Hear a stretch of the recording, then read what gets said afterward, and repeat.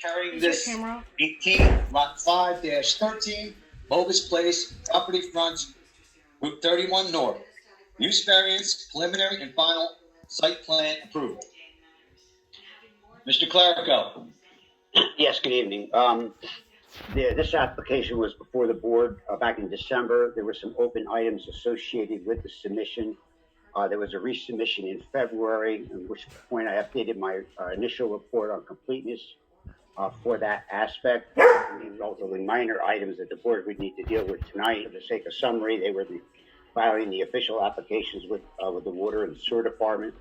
In part, the applicants relying upon the prior water and sewer approvals that were granted for the original project on this property that still has an approval. The other one had some documentation relating to ownership and some details of the off-site storm drains on it. As I outlined in my letter of February 28th, I indicated what the information is, and some of that we could hear in the way of testimony tonight. But in order to proceed, we need to grant temporary waivers. International LLC, use variance, preliminary and final site plan. Move. Second. Roll call. Mr. Snyder? Yes. Mr. Diaco? Yes. Healy? Yes. Yes. Mr. Lupton? Yes. Mr. Kelly? Yes. And Chairman Taylor? Yes. I'm McNally, Yaros, Kaczynski, and Lime, and I'm here this evening representing the applicant, Coolio International Inc. Katie, I don't know if we want to address any notice issues. I believe notice was properly completed and proof of notice and publication was provided. Been a number of exhibits that have been listed that were provided to us that have been marked. So we will refer to those later on in the hearing. So good evening, everyone. Again, I'm here representing Coolio International Inc. This is a family-owned business, and we have one of the brothers, owners of the business, here tonight testifying. As the chairman indicated, the property is 13 Robus Place, and it's currently owned by Z&F LLC. As you may recall, there may be some members on this board who have 50,000 square foot office buildings. This is a 109,000 square foot office/warehouse building. Also, a number of the on-site and off-site improvements are either similar or exactly the same. The access that was approved by the DOT remains exactly the same. The water and sewer connections, a lot of the other basin improvements on the site, as you'll hear from the engineer, are exactly the same as what was previously proposed, or again, very similar to that. This site would operate. The prior application for these 250,000 square foot office buildings required and provided for almost 500 parking spaces. And those are 500 vehicles that would be traversing the local areas around the property, as well as Route 31, and around the site on a regular basis during the week, office hours, typical office building functions. This application is, yes, for an office warehouse, but this is not your typical type of warehouse. And you'll hear that during testimony again from the engineer, from the architect, from our traffic engineer. This application only requires and provides for 150 parking spaces. And you'll also hear testimony that only 54 of them are proposed at this time, and the remaining 96 will be banked because, quite frankly, they're not necessary. Good. Just state your name and spell it for the record. Last name. And our business is located at Kennedy Road in South Plainfield, New Jersey.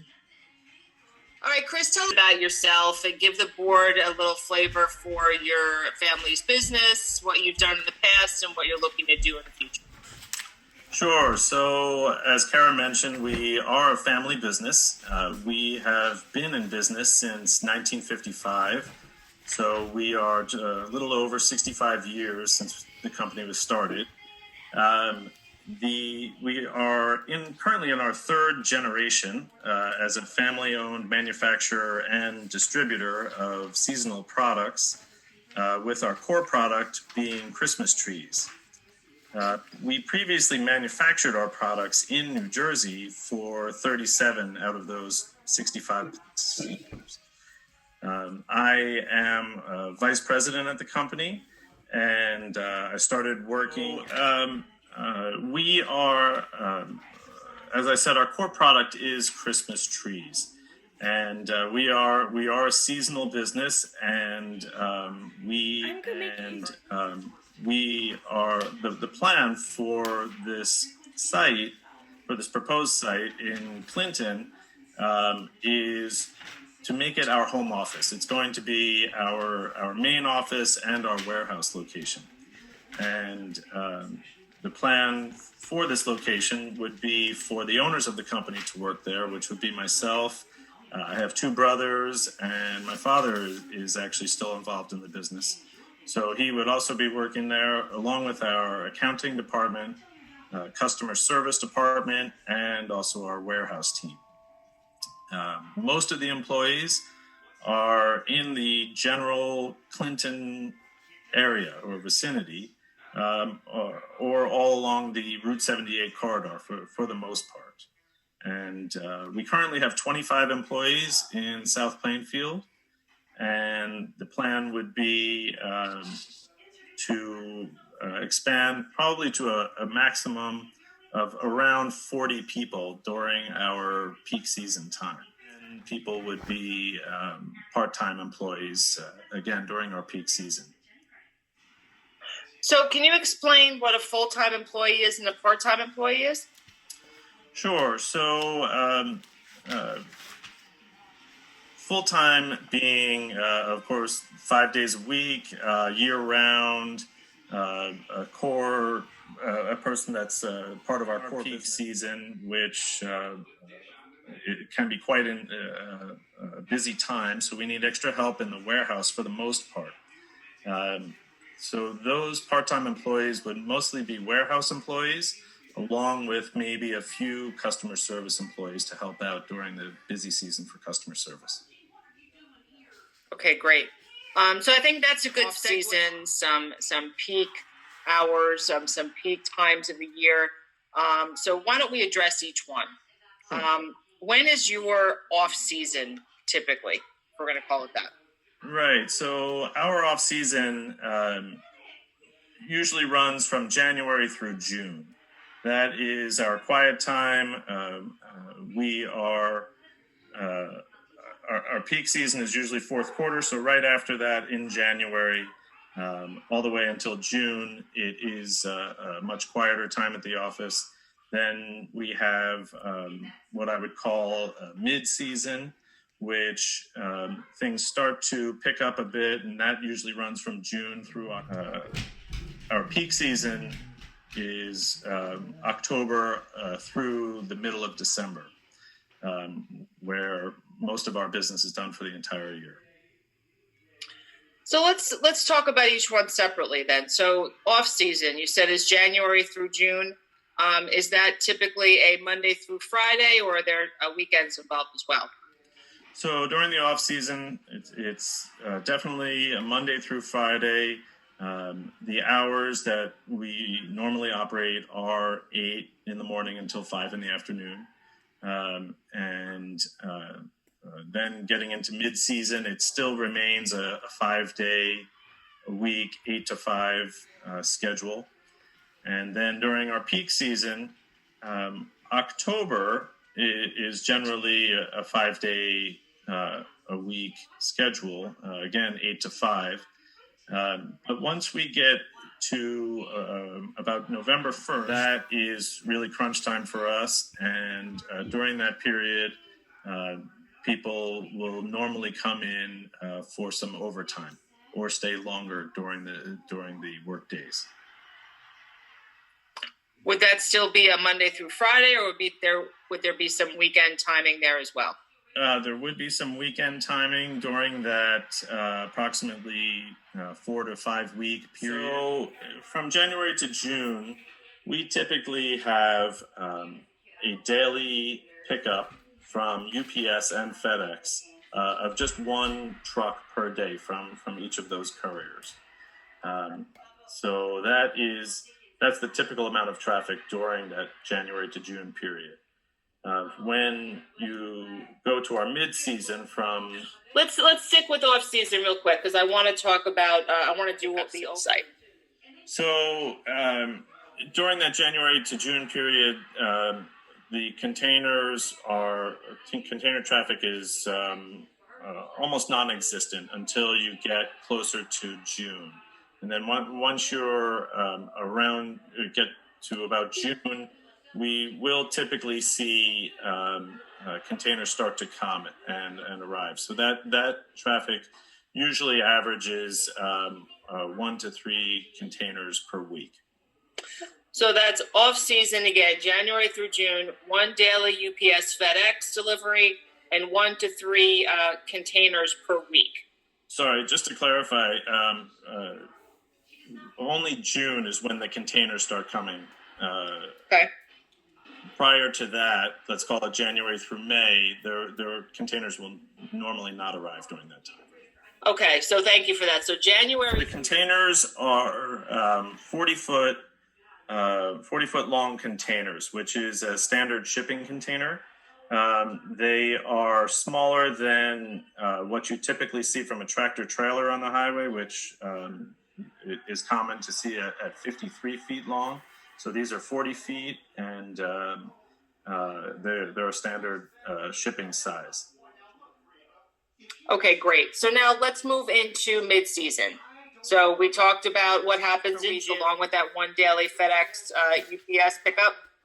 Yes, to a point. So June is the beginning when containers start to come in, and then as we get into July, August, and all the way through October into October, for those months, it's typical that 3 containers per week will arrive at our facility. And again, the timing there is Monday through Friday between 8 and 5? Yes, correct. Only during standard work hours.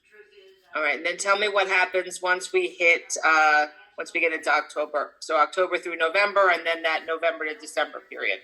Sure. So once we get into October, November, December, the shipping containers pretty much cease. They won't continue to come in at that point. The product will have arrived, but there will be outbound traffic out. So during that, what I would call peak season, October through December, there are normally 3 to 4 daily pickups from FedEx and UPS trucks each day.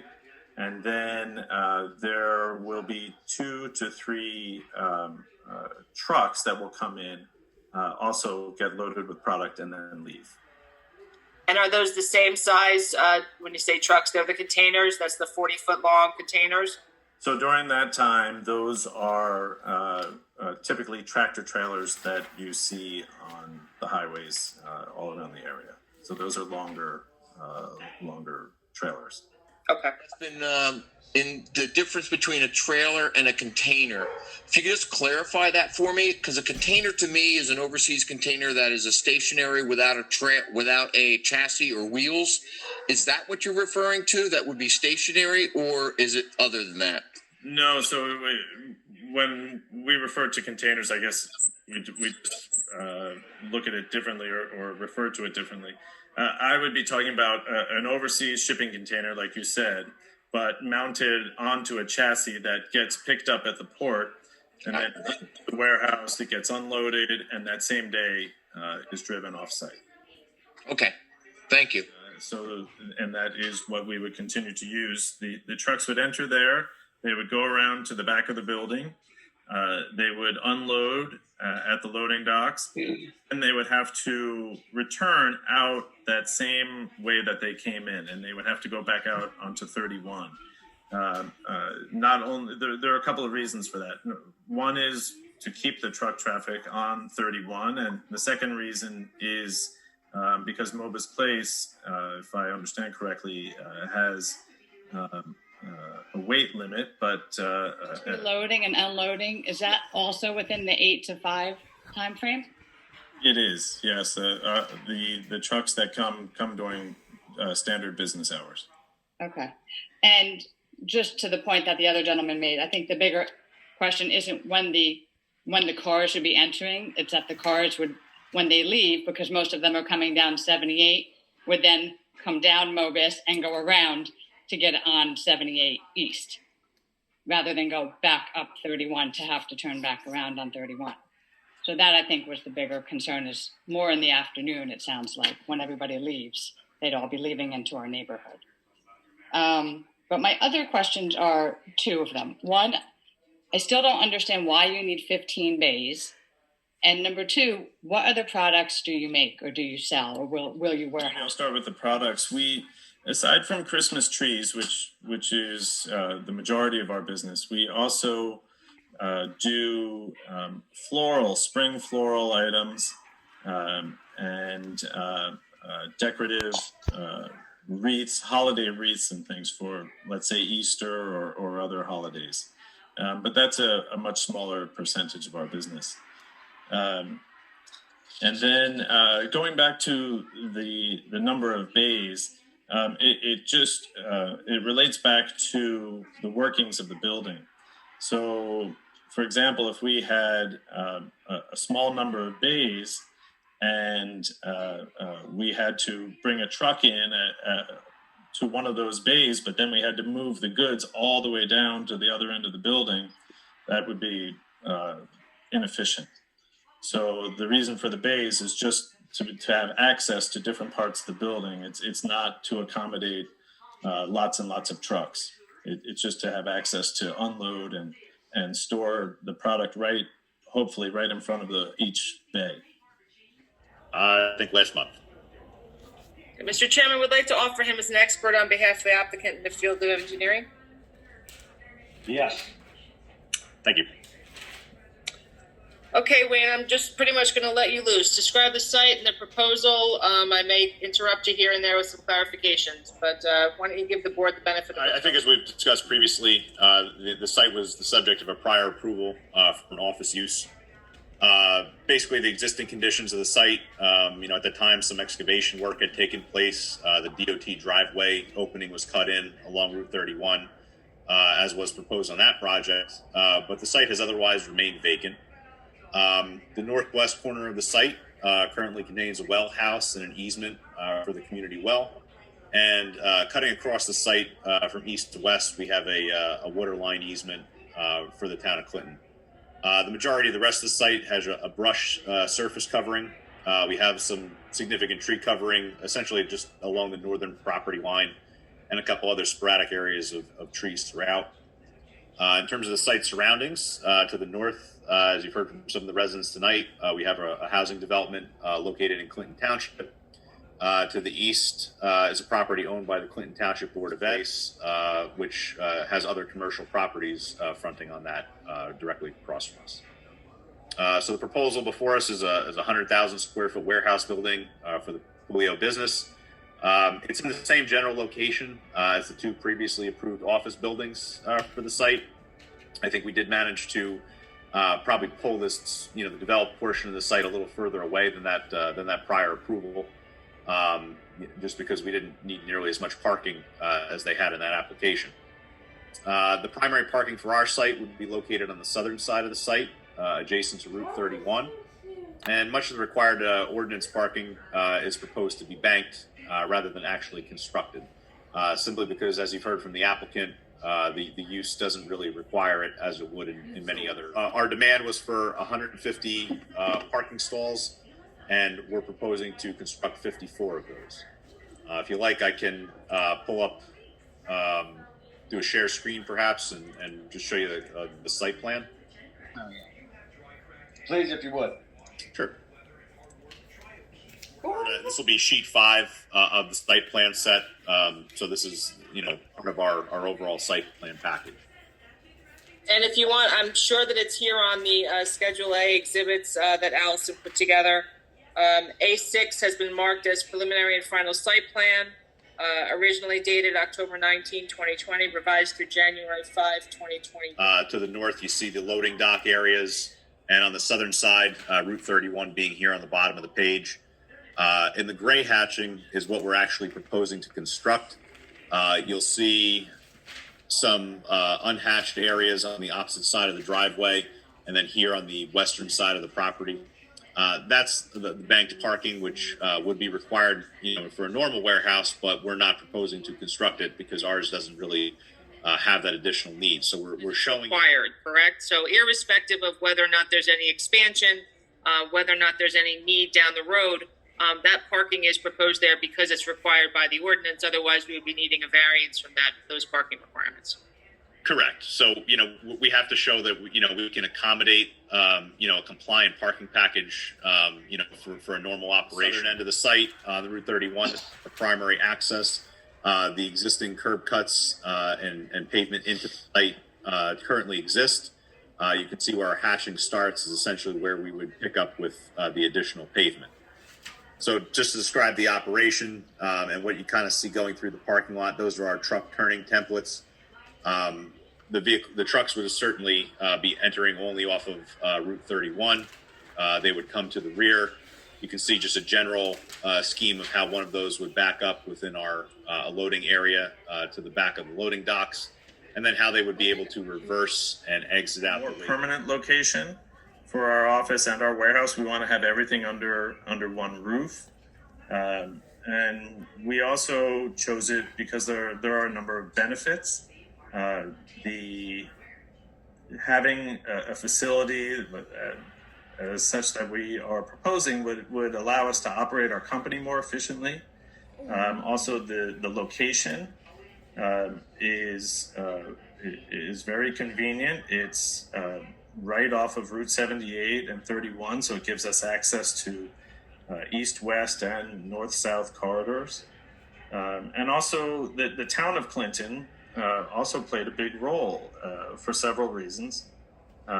Not only is the location convenient, but it's a beautiful town, and we feel that our employees would be very happy to work there. The downtown area is very picturesque. There are lots of lunch options and restaurants, and the rural surroundings around Clinton we feel would be a great fit for our family company. Section of the warehouse would be, and again, that's located in front of that is our required handicap parking. Again, close to the driveway entrance on Route 31, we are proposing our site sign, setback 30 feet from the roadway. At the northern end of the site, and what you can see on this particular plan is a fenced outline, which is where we're currently proposing to locate our stormwater management basin. And I'll just cycle down to sheet 6 of the plan set, so that can be seen in a little bit greater detail. So what we're proposing is a system that's very similar to what was proposed in the prior office application. 824, color rendering of site view dated February 22nd, 2021. Right. It's the same drawing that was submitted, to this board for this application. We did add a little color. I'm looking at it. I'm not real happy with how the color came out, but verbally I'll walk you through it. I just want to start at the bottom right of the sheet because we have our key plan there. And I just want to discuss a little about the building. You can see the building. Yes, I think with the board and the same spot. So this is where we're going to have a bio-retention basin. So we're going to take all of the water from the building, the parking areas, discharge it into this area. And then we have an outlet structure and discharge point. We have a swale, which is located over here in the northern end. And then there's a head wall located right off the property line. This is, again, essentially the same configuration for stormwater that previously existed on the prior approved plans. This is where current stormwater goes. And since we're following NJDP requirements for our stormwater management, the report will show that there is a reduction in stormwater runoff through the application. So somebody asked the question, what would happen if we removed it? I think if anybody really wanted to go down Mobus Place or had a purpose, if we remove this, all they're going to do is come out on Route 31 and turn down Mobus. So, you know, if anyone really had a need to go down that street, they would essentially be, you know, traveling, you know, could get to the same place, except they would have a longer path of travel and have to head out into a highway, which, you know, doesn't really improve anything in terms of, you know, traffic or circulation. It's not that as if it would, you know, put vehicles there that could otherwise, you know, not go there. The showroom and warehouse are located. To orient you, the bottom of the building is facing Route 31. You can see the truck doors shown at the rear of the building. I want to talk a little bit about the structure of the building.